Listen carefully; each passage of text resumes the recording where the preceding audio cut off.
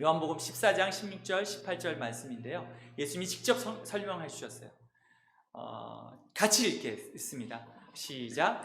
내가 아버지께 구하겠다. 그러면 아버지께서 다른 보혜사를 너희에게 보내셔서 영원히 너희와 함께 있게 하실 것이다. 그분은 진리의 영이시다. 세상은 그분을 보지도 못하고 알지도 못하므로 그분을 맞아들일 수가 없다. 그러나 너희는 그분을 안다. 그것은 그분이 너희와 함께 계시고 또 너희 안에 계시기 때문이다. 나는 너희를 고아처럼 버려두지 않고 너희에게 다시 오겠다. 아멘. 이 구절을 잠깐 보시면서요, 같이 했으면 좋겠습니다. 먼저 예수님께서 보혜사 성령님에 대해서 설명하는 이 구절이에요. 근데 놀라운 것은 내가 아버지께 구하겠다. 성령님이 오신 것은요, 예수님께서 구하셨다라는 거예요.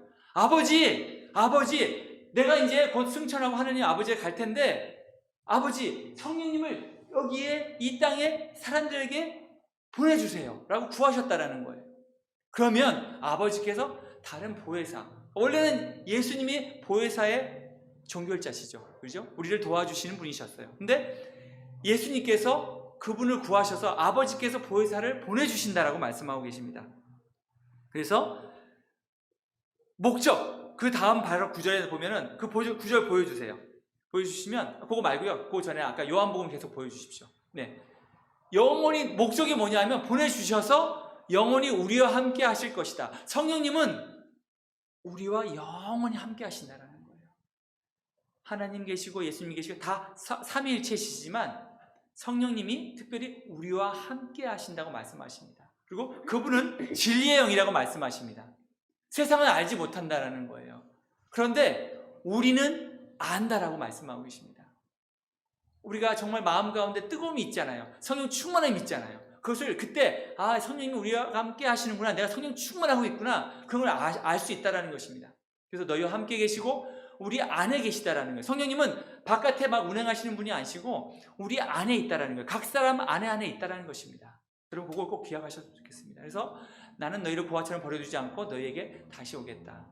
성령님이 예수님의 그 승천하시고 떠나가셨다고 생각하시지만 그것이 아니라 우리를 고아처럼 버려두지 않고 다시 오셔서 성령님의 임재하심으로 우리 가운데 오신다라는 것입니다. 성령님을 통해서 우리 가운데 예수님께서 오신다라는 것입니다.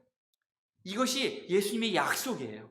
여러분, 약속하면 어떻습니까? 기분 참 좋죠? 약속, 물론 약속 안 지키시는 분도 계시지만 약속이라는 것은 뭔가가 내가 온다. 근데 그것을 선물로 주신다는 거예요. 그래서 성령님은 약속의 선물입니다. 약속된 선물입니다. 제 아들 요셉이 자기는 뭘 갖고 싶다 항상 얘기를 해요. 아빠 나 생일 선물 나 이거 해주세요. 사실은 지금 자기 생일 자기 크리스마스 선물 다 정해져 있어요. 벌써 자기가 뭐 하나 갖고 싶을 때마다 아빠 나 이거 크리스마스 선물 주면 안 돼? 이렇게 해주는 거예요. 근데 생일 선물을 이제 뭐 갖고 싶다 그래서 내가 오케이 해줄게. 그래서 아마존에서 오더를 했어요. 그럼 이것이 맨날 들어가서 언제 오는지 보는 거예요. UPS가 트래킹을 막 하면서 언제 오지? 참 선물이라는 것은 정말 너무나 기분이 좋은 거예요. 약속된 선물, 꼭 이건 반드시 온다라는 거예요. 왜냐하면 자기가 계속 확인하는 거예요. 아마존에서 언제 오지? 저도 마찬가지예요. 저도 이번에 선물, 요셉이가 저한테 아빠 나 선물 뭐 하고 싶어서 내가 이거 하고 싶다고 했더니 그거를 자기가 또 자기 돈 해가지고 아마존 오더했어요. 저도 기다려지더라고요. 언제 오는지 궁금하고. 그래서 저도 보고 오는데 그렇다라는 거예요. 약속된 성령 반드시 하나님께서 우리에게 주셨다라는 거예요. 그 약속된 성령을 우리는 기대했으면 좋겠습니다. 또 이미 우리 가운데 살아 역사하시는 분들, 그리고 또 혹시 여기에 주님을 아직 영접하지 못하신 분이 계시다면 그 약속된 성령님을 여러분 꼭 받으시길 바랍니다. 주님 이름으로 축원드립니다. 우리 모두에게 주신 그 약속된 그 약속을 기다려야 된다는 것입니다. 누가복음에서 말씀하신 성령님에 대해서 또 나와 있습니다. 사도행전 그 다음 거 보여주십시오. 사도행전 1장 4절에서 5절 말씀 같이 읽겠습니다. 시작. 예수께서는 사도들과 함께 계시는 동안에 그들에게 명령하시기를 너희는 예루살렘을 떠나지 말고 내게서 들은 아버지의 약속을 기다려라.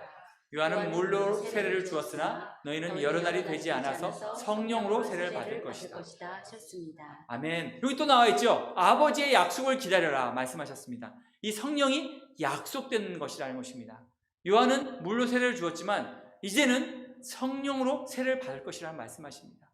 물은 어떻습니까? 죄를 씻고 죄악된 것을 죽이는, 그런데 바로 성령이 그 역할을 한다는 것입니다. 성령이 오셔서 우리의 죄악됨을 불태워 버리신다는 것, 우리 죄악된 모습을 죽이시고 새로운 생명을 주신다는 것입니다. 베드로의 오순절 설교 중에 있습니다. 사도행전 2장 23절 말씀, 또 그 다음 거 보여주시겠습니다. 같이 읽겠습니다. 시작. 하나님께서는 이 예수를 높이 올려 하나님의 오른편에 앉히시고 약속하신 성령을 주셨습니다.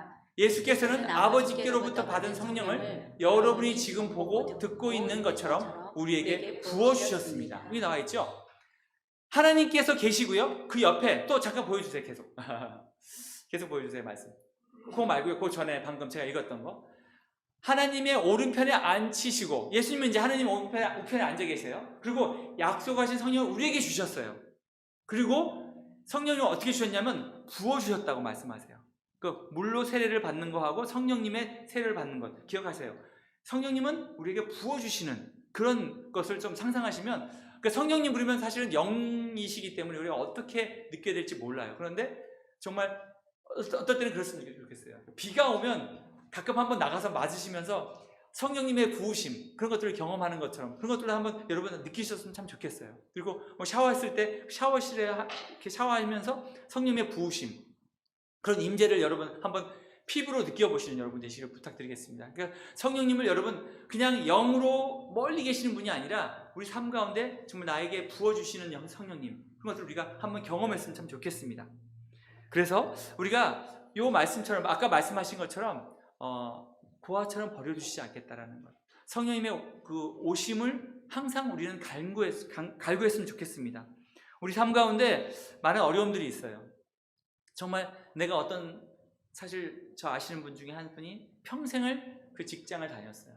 평생을 그 직장을 다니시다가 그 직장에서 좀 어려운 일로 인해서 나가게 되셨어요. 그러니까 너무나 마음이 막막하시다라는 거예요. 평생을 이 직장에서 열심히 했는데 그냥 여기서 떠나니까 이제는 너무나 마음이 힘들다라는 거예요. 그러니까 우리가 어떤 일을 열심히 해요. 정말 자녀들 열심히 키워요. 내가 또 무슨 일을 열심히 해서 돈을 모아요.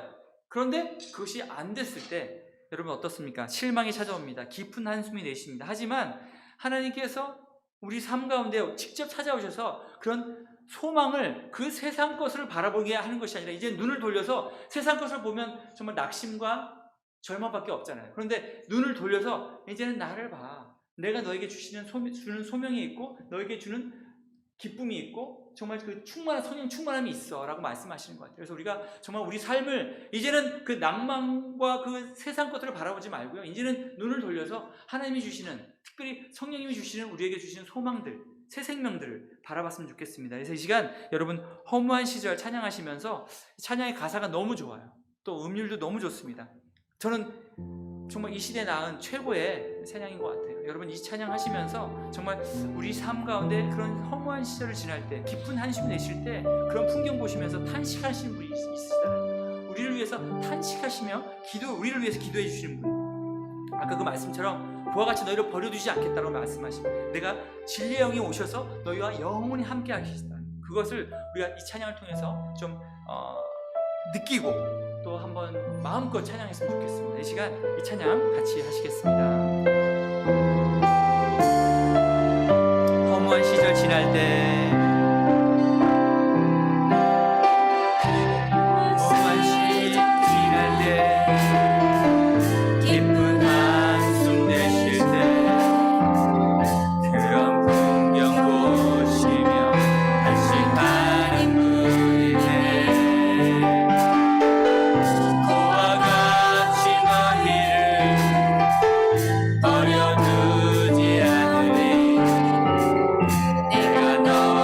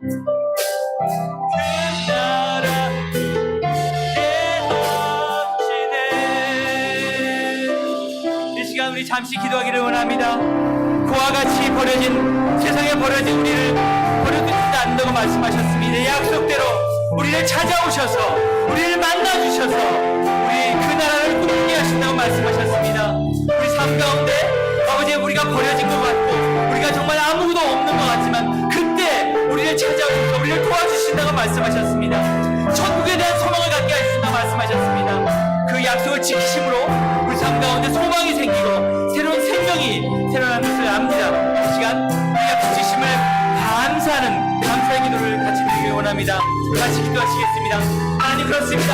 우리에게 약속하신 성령님을 우리가 부어주신 것을 압니다.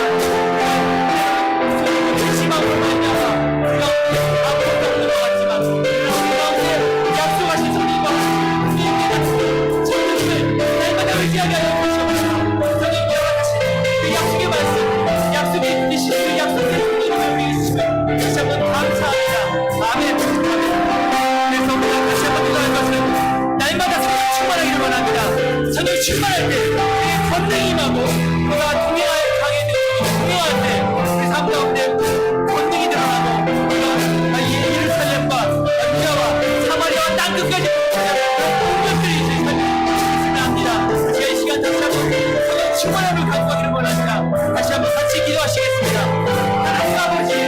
하나님 아버지, 우리에게 성령 충만함을 허락하여 주시옵소서. 날마다 순간마다 주 말씀을 얻고 충만함으로 말미암아 이 충만함을 허락하여 주시옵소서. 우리가 권능을 받고 주의 우리한테 섬기고 인정해서 우리의 모든 섬기게 하여 주시옵소서.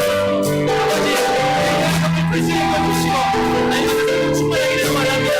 하나님 도와주시옵소서. 아버지 도와주시옵소서. 아버지 도와주시옵소서. 우리가 아버지 모일 때마다 성령님을 간구합니다. 성령님 인도하여 주시옵소서. 아버지 감사합니다.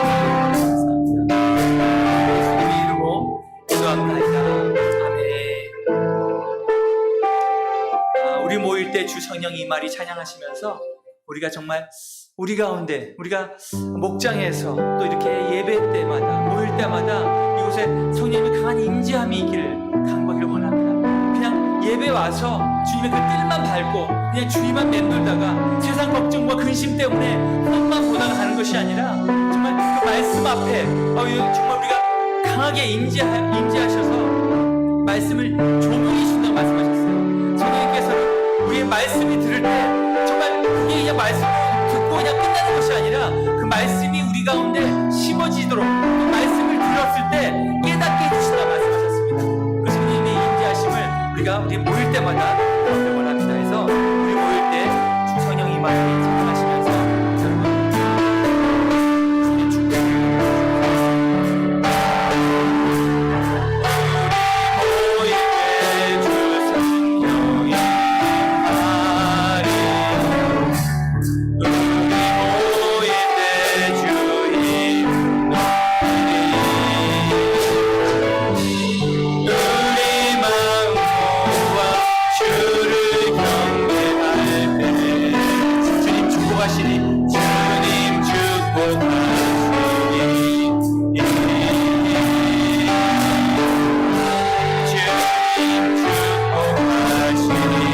우리 모일 때 주 성령이 많이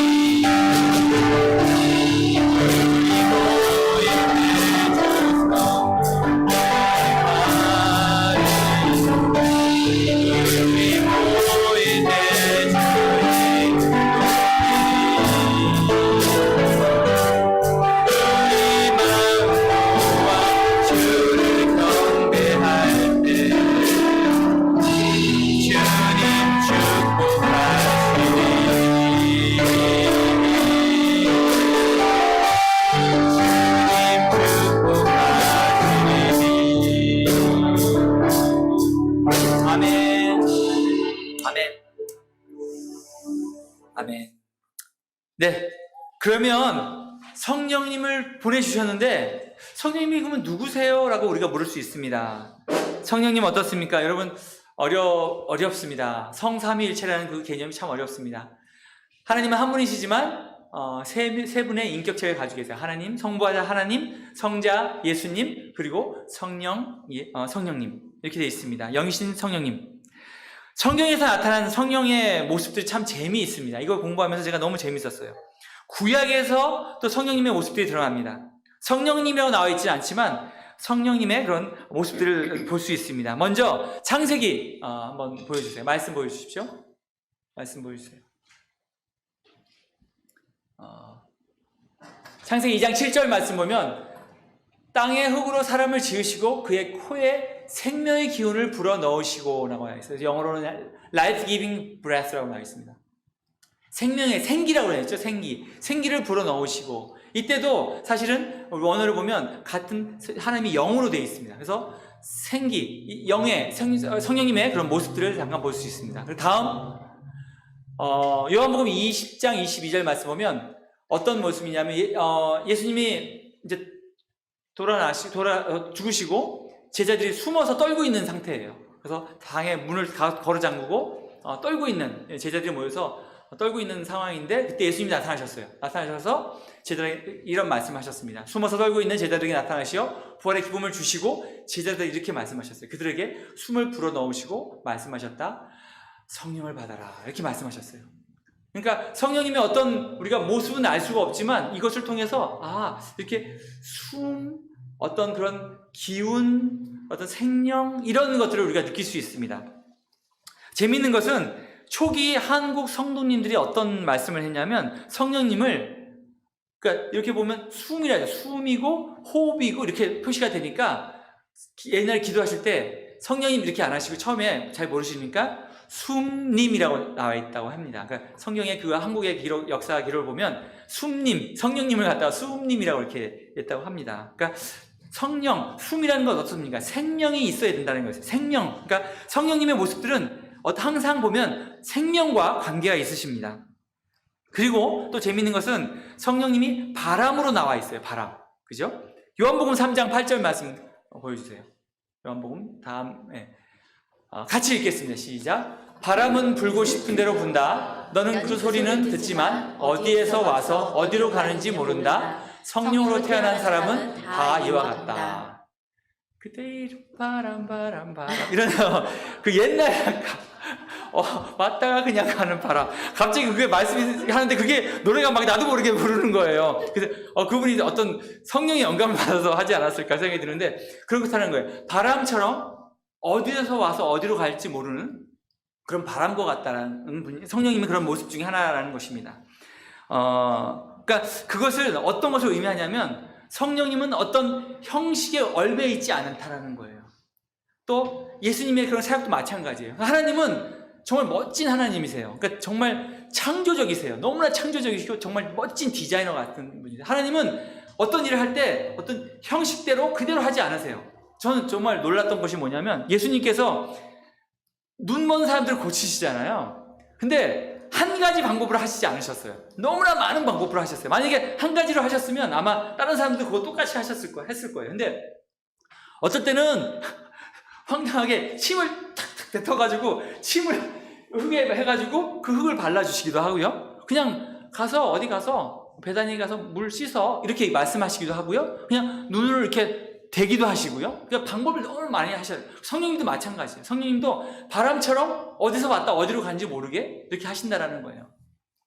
그걸 보면서 여기서 보시면 성령으로 태어난 사람도 다 이와 같다라고 말씀하십니다. 우리도 마찬가지예요. 우리도 어떤 교회 형식적인 그런 것들이 있지만 그게 우리가 너무 전통에 얽매이다 보면 정말 중요한 것을 우리가 놓치게 된다는 것을 많이 볼 수 있습니다. 그래서 우리가 기도할 때도 예배 드릴 때도 정말 여러분 성령님이 인도하시는 대로 했으면 좋겠어요. 저는 오늘도 정말 기도했어요. 하나님, 성령님이 인도하심을 받기를 원해요. 제가 그냥 와서 설교 이거 공부한 거 그냥 선포하고 마는 것이 아니라 하나님 찬양 가운데 기도 가운데 우리가 정말 우리 마음을 뜨겁게 해주세요. 우리 말씀을 들을 때 예수님이 제자들이 갈 때 예수님께 말씀을 들었을 때 그 마음이 뜨거워졌다라고 했는데 그런 역사들이 있었으면 좋겠어요. 말씀을 오늘 같이 읽을 때 여러분 그 말씀을 하나하나가 정말 여러분 마음을 뜨겁게 하고 성령 충만함을 허락할 수 있도록 그렇게 했으면 좋겠습니다. 성령님은 이렇게 그런 호흡 이런 것들로 나타나셨고요. 또 바람으로 나타나셨습니다. 또 어떻습니까? 마가의 다락방 사도행전 2장 1절 4절 말씀 사도행전 그 다음 말씀 2장 1절 말씀. 예. 그거 제가 읽어드리겠습니다. 불로 임하시는 성령님이 있습니다. 여기 나와 있네요. 같이 읽겠습니다. 시작. 오순절이 되어서 그들은 모두 한 곳에 모였다. 그때 갑자기 세찬 바람이 부는 소리가 하늘에서 나더니 그들이 앉아있는 온 집안을 가득 채웠다. 그리고 그들에게 불길이 솟아나는 것과 같이 화들이 갈래 갈라지면서 나타나더니 각 사람 위에 내려 앉았다. 그들은 모두 성령으로 충만해서 성령이 시키는 대로 각각 다른 방언으로 말하기 시작하였다. 아멘. 어떻습니까? 성령님이 이번에는 또 불로 임하셨어요. 그러니까 변화무쌍하세요. 막 물로도 임하셨다가 물로 부어지는 듯한 그런 형상으로 나타나셨다가 바람도 되셨다가 오늘은 또 불로 임하셨어요. 불로 임하셔서 정말 불길이 실제로 머리 위에 이렇게 생겼다라는 거예요. 그리고 또 성령 충만하여서 방언을 말하게 만드시고 그러셨다라는 것입니다. 그래서 그래서 이걸 보면서 성령님의 그런 변화무쌍하심, 성령님의 역사하심이 정말 다 다르다는 거예요. 사실은 초대 그 교회들의 모습은 어떤 모습이었냐면 영국에서 부흥이 일어나고 그럴 때는 다른 거 아무것도 없었어요. 찬양도 없었어요. 그냥 말씀을 로이드 존슨 이런 목사님, 웨슬리 이런 분들이 말씀을 들고 그냥 이 말씀을 아주 딱딱하게 제가 들어봤어요. 그냥 읽기만 하시는 거예요. 하나님께서는 여러분에게 이렇게 하셨습니다. 그냥 사람들이 그 말씀만 듣고 막 쓰러지는 거예요. 막 쓰러지고 넘어지고 막 회개가 터져 나오고 그리고 또 어떤 분들 설교하실 때 그냥 로이드 존슨 목사님은 지옥의 불이 여러분의 영혼을 다 살라버리실 겁니다 이렇게 외치면 사람들이 다 막 울고 그런 역사들이 있었어요. 그러니까 말씀이 선포되기만 하면 그냥 그곳에서 막 성령의 역사가 일어났었어요. 그런데 또 어떻습니까? 한때는 우리나라 같은 경우는 어떻습니까? 70년대, 80년대 찬양을 통해서 역사하셨어요.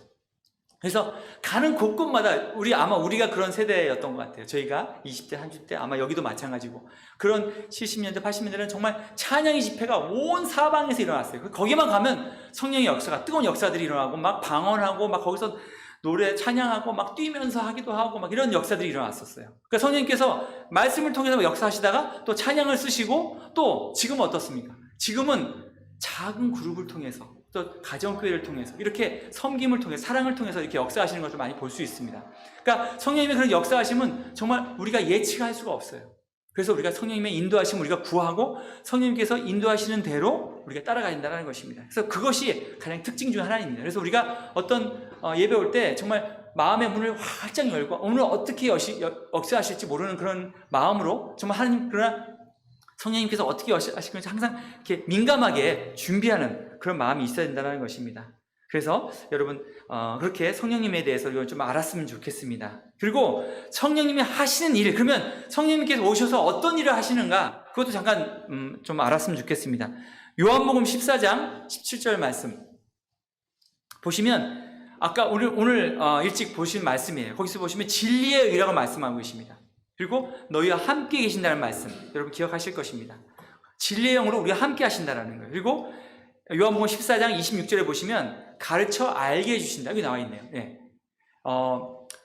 요한복음 14장 26절 말씀 보면 보혜사인데 어떤 도우시는 분이냐 하면 가르쳐 알게 해주신다는 것입니다. 모든 것을 생각나게 해주신다는 것입니다. 그 다음 말씀 한번 봐주십시오. 로마서 8장 26절 27절 말씀 같이 읽겠습니다. 시작. 이와 같이 성령도 우리의 약함을 도와주십니다. 우리는 어떻게 기도해야 할 것도 알지 못하지만 성령께서 친히 이루 다 말할 수 없는 탄식으로 우리를 대신하여 간구하여 주십니다. 사람의 마음을 꿰뚫어 보시는 하나님께서는 성령의 생각이 어떠한지를 아십니다. 성령께서 하나님의 뜻을 따라 성도를 대신하여 간구하시기 때문입니다. 아멘. 이거 계속 띄워주십시오. 그렇습니다. 성령님의 우리의 약하심을 도와주시는 분이시라는 거예요. 어떻게 해요? 우리가 기도할지를 몰라서 딱 앉았는데 기도할 때 여러분 생각 안 나실 때 있으시죠? 그럴 때 어떻게 기도할 바를 알려주신다는 것입니다. 성령님께서 친히 이루다 말할 수 없는 탄식으로 우리를 위해서 대신 간구해 주신다는 것입니다. 때로는 저도 기도할 때 너무나 막 답답하고 어려울 때는 그냥 기도도 안 나오고 그냥 이러고 있어요. 하나님 이러고 있는데 그때 아마 성령님께서 우리를 위해서 탄식하고 기도해 주신다는 것 같습니다. 그래서 이렇게 성령님께서 우리가 기도할 바를 알지 못할 때 기도해 주시고, 또 성령님께서 그 말씀처럼 하나님의 뜻을 따라, 성령님께서는 하나님의 뜻이 무엇인지, 우리를 향한 그 뜻이 무엇인지, 우리가 어떤 걸 하시기를 원하시는지를 아신다라는 거예요. 그래서 그걸 우리에게 알려주신다는 것입니다. 또 성령님은 증언해 주시는 분이에요. 말씀 한번 보여주십시오. 그 다음 말씀, 로마서 8장, 로마서 8장 14절 말씀, 어떤 것을 증명해 주시는지 한번 같이 읽겠습니다. 시작. 하나님의 영으로 인도함을 받는 사람은 누구나 다 하나님의 자녀입니다. 여러분은 또다시 두려움에 빠뜨리는 노예의 영을 받은 것이 아니라 자녀로 삼으시는 영을 받았습니다. 그래서 우리는 그 영으로 하나님을 아바, 아버지로 부릅니다. 바로 그때 성령이 우리의 영과 함께 우리가 하나님의 자녀임을 증언하십니다. 자녀이면 상속자이기도 합니다. 우리가 그리스도와 함께 영광을 받으려고 그와 함께 고난을 받으면 우리는 하나님의 상속자요 그리스도와 더불어 공동 상속자입니다. 아멘. 네, 띄워주세요. 우리가 하나님의 자녀임을 가르쳐 주신다라는 거예요. 내가 정말 하나님의 자녀인가? 잘 모를 때는 성령님께서 우리에게 말씀해 주신다는 거예요. 증명해 주신다는 것입니다. 사실은 성령님이 예수님을 증언해 주신다고 나와 있습니다. 뭐냐면 2000년 전에 죽으셨고 우리와 전혀 관계없는 분이시잖아요. 그런데 성령님께서 오셔서 예수님을 나의 구주로 믿게 해주신다는 거예요. 성령님께서 예수님을 증언해 주신다고 말씀하고 계십니다. 그러니까 우리는 머리로 믿을 수 없는 것을 성령님께서 오셔서 우리의 마음을 열어주시고, 우리가 머리로 이해할 수 없지만 성령님의 그 뜨거움으로 우리를 예수님을 구주로 영접하게 해주신다는 거예요. 그래서 성령님의 역할이 굉장히 중요하다는 것입니다. 우리가 그래서 성령님을 항상 간구하고, 사실은 우리가 성경을 읽을 때 이해 안 되는 것이 너무나 많아요. 저는 지금도 하나님 이게 도저히 이해가 안 돼요. 그러면 막 주석도 찾고 했는데도 그래도 그게 이해가 안 되면 그냥 넘어갑니다. 나중에 천국 가면 꼭 물어봐야지 이렇게 적어놓기도 하고요. 그렇습니다. 하지만 어떨 때는 그것이 딴 분들이 이해가 안 된다고 해요. 어떻게 동정녀가 아기를 낳느냐? 그런데 저는 머리로 이해했어요. 천지창조 7일 만에 됐다라는 거 저는 머리로 이해했어요. 그러니까 그게 이해가 되는 거예요. 근데 제가 이해할 수 있는 것이 아니라 성령님께서 이해하게 해주셨다라는 거예요. 그런 것들처럼 성령님은 진리의 영이시기 때문에 우리가 머리로 이해 안 되는 것은 마음으로 알게 해주시고요. 또 예수님을 증언해 주시고요. 예수님을 구주로 믿게 해주시고, 2000년 전에 아무런 나와 관계없는 분이신데 그분을 나의 구주로 영접하게 해주신다는 거예요. 그리고 우리가 하나님의 자녀입니다. 내가 너무나 두려워요. 내가 정말 천국 백성인가? 내가 할 때 우리 마음 가운데 확신을 주신다는 거예요. 마음의 뜨거움으로 주실 수도 있고요.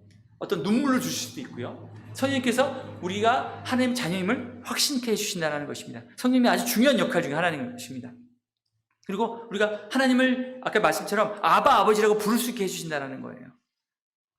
그리고 성령님께서는 우리에게 가르쳐 주신다고 하셨잖아요. 모든 걸 뭘 알려주신다 하냐면 요한복음 16장 8절 말씀 한번 보여주세요. 요한복음 16장 8절부터 11절까지 말씀 보여주시는데 우리에게 무엇을 가르쳐 주시냐. 요한복음 16장 8절 11절 말씀 보면 죄에 대하여, 의에 대하여, 심판에 대하여 알려주신다고 말씀하셨어요. 죄에 대하여 뭘 알려주시냐? 죄라는 것은요, 여러분 다 아시잖아요. 세상적으로 내가 누굴 미워하고 싸워하고 속이고 이게 죄가 아니라는 거예요. 그 근본은 뭐냐면 하나님을, 예수님 믿지 않는 것, 그게 죄라고 말씀하시는 거예요. 예수님 믿지 않기 때문에 그것 때문에 모든 죄가 파생되는 것입니다. 하나님 보시기에는요, 큰 죄든 작은 죄든 다 죄예요. 근데 제일 중요한 죄가 뭐냐면 예수님 믿지 않는 죄. 그러니까 성령님께서 우리에게 깨닫게 해주신다는 거예요. 내가 예수님 믿지 않는 것이 그것이 죄구나. 하나님께서 보시는 건 죄가 그것이 죄구나. 그걸 깨닫게 해주신다는 거예요. 우리가 꼭 알아야 된다는 것입니다. 그리고 또 의에 대해서 우리를 깨닫게 해주신 게 뭐냐면 하나님의 의로우심이 있잖아요. 그러면 무조건 죄인은 죽어야 돼요. 하지만 하나님은 너무나 사랑이 많으신 분이잖아요. 그걸 깨닫게 해주신다는 거예요. 그래서 그 많은 하나님의 그 사랑과 또 하지만 하나님의 그 공의로우심을 어떻게 하나님께서 다 만족시킬 것이냐? 바로 예수 그리스도를 우리에게 주셔서 죄가 없으신 분을 죽게 하심으로 인해서 우리가 죽음에서 사망에서 죽음에서 우리가 생명으로 옮겨졌다는 것을 이해하게 해주신다는 거예요. 성령님께서 깨닫게 해주시는 것입니다. 또 심판에 대해서 이 마지막 때 분명히 심판이 있다는 것입니다. 지금은 세상의 통치자가 마귀가 정말 이 세상을 통치하고 있습니다. 그래서 우리가 많은 어려움들을 보고 우리가 정말 이건 하나님이 살아계시면 이럴 수가 있는가라는 것들을 많이 볼 수 있어요. 뭐 우크라이나 지금 전쟁에서도 막 아기가 죽는 모습들을 보면서 우리가 너무나 안타까워하고 있잖아요. 하지만 이 세상의 통치자는 바로 마귀라는 것입니다. 하지만 분명한 마음을 우리에게 주시는 것이 뭐냐면 심판에 대해서 분명히 있다라는 것을 우리가 성령께서 알려주신다는 것입니다. 이렇듯이 성령께서는 세상의 잘못을, 세상의 죄와 의에 대해서, 심판에 대해서 알려주시는 분이십니다. 그리고 로마서 6장 8장 6절에 보시면 성령님은 8장 6절 보시면 육신에 속한 생각은 죽음입니다. 그러나 성령에 속한 생각은 생명과 평화입니다. 성령님께서 주시는 중요한 것 중에 하나가 뭐냐면 생명이라는 거예요. 그리고 평화라는 것입니다. 성령님이 임하시는 곳에 평화가 있습니다. 평안이 있습니다. 안식이 있습니다. 여러분 그걸 꼭 기억하시는 여러분 되시길 부탁드리겠습니다.